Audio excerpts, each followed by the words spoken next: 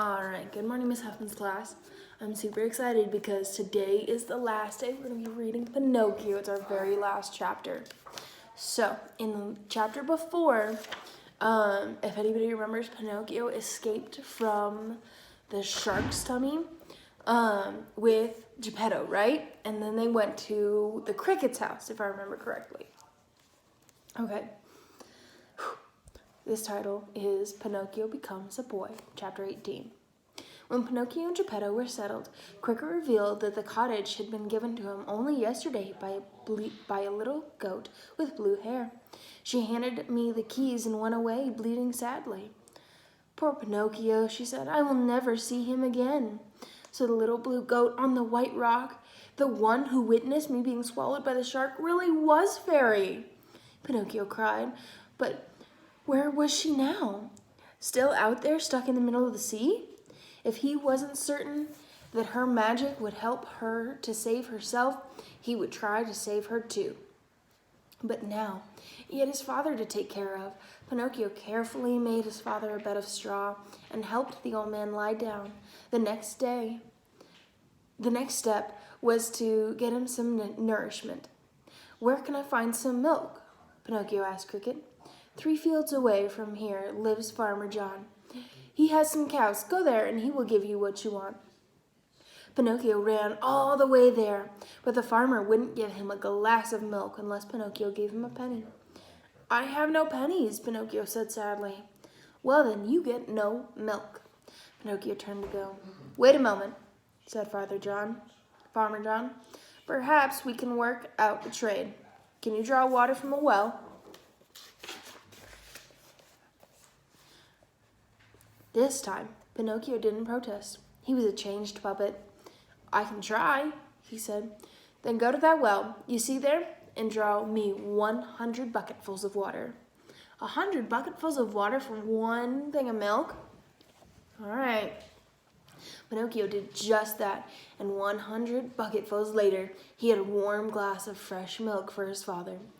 He had never worked so hard in his life. From that day on, Pinocchio got up every morning before the sun rose and went to the farm to draw water for the farmer. And every day the farmer gave him a glass of warm milk for his poor old father in return. Geppetto grew stronger and better every day. But that wasn't all. Pinocchio also took on lots of other little jobs. He helped people with their chores. He made things and sold them, and with the money he received, he and his father were able to keep from starving. In the evenings, Pinocchio studied by candlelight from an old second-hand school workbook that he had bought all by himself with some money that he had earned. Before long, he was able to save 50 whole pennies. He decided he would buy a new suit. His was full of holes and held together with tape. On his way to the market, Pinocchio ran into an old friend. Why, it was the snail that had lived with Fairy. Answer me quickly, sweet but slow snail, he cried. Where and how is Fairy? The snail replied. Fairy is lying sick in the hospital. She doesn't even have 1 penny with which to buy a bite of bread. Pinocchio gasped. Reaching into his pocket, he pulled out his pennies and begged the snail to take them all. He didn't need this new suit. He would give anything to help. Give anything he had to help Fairy. If you come back in a few days, he added, I will have even more money to give you. Okay. Inspired by Pinocchio's kindness and generosity, the snail, quite against their normal habits, began to run like a lizard under the hot summer sun. So she could go fast. Oh my goodness. Where's your new suit? Geppetto asked when Pinocchio returned. Oh, I decided I didn't really need one after all, Pinocchio replied. That day, instead of making 8 baskets to sell at the market, Pinocchio made 16. That's double the 8, right? It was almost midnight when he finished, and he fell quickly into a deep sleep. At night, he dreamed that a beautiful, happy, healthy fairy kissed him and forgave him in return for his kindness. Because he had taken care of his father, she promised to give him the thing he had always wanted most. Awakening and opening his eyes, Pinocchio was stunned to realize that the dream had been real.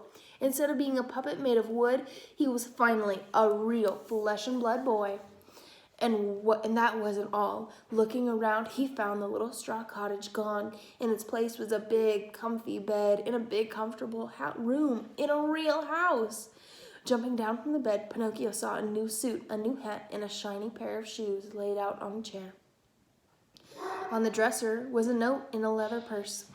Boys with such kind hearts deserve to keep their pennies. From Fairy. Opening the purse, Pinocchio found 50 pennies. Running to the mirror, Pinocchio could hardly recognize himself. In the glass was a tall boy with big blue eyes, dark brown hair, and a happy, smiling mouth. Why, he was downright handsome. Pinocchio ran into his father's room. Where? He found a man who had also much changed, several years younger, and looking snazzy in new clothes. He was once again Master Geppetto, the woodcarver, already hard at work on his latest craft project. How did this happen? The boy asked in wonder. You made it happen, Geppetto replied. When bad boys become good and magic happens. And what happened to the poor naughty old puppet Pinocchio? There he is, answered Geppetto, and he pointed to a large puppet leaning against a chair. The puppet's head was turned to one side. His arms hung limp, and his legs were twisted under him. Taking one last long look at his old life, Pinocchio sighed contentedly. How silly I was, he said, and how happy I am, and now that I'm a real boy. And that, my dear readers, was no lie. Alrighty, everybody, I can't wait to read our new book on Monday.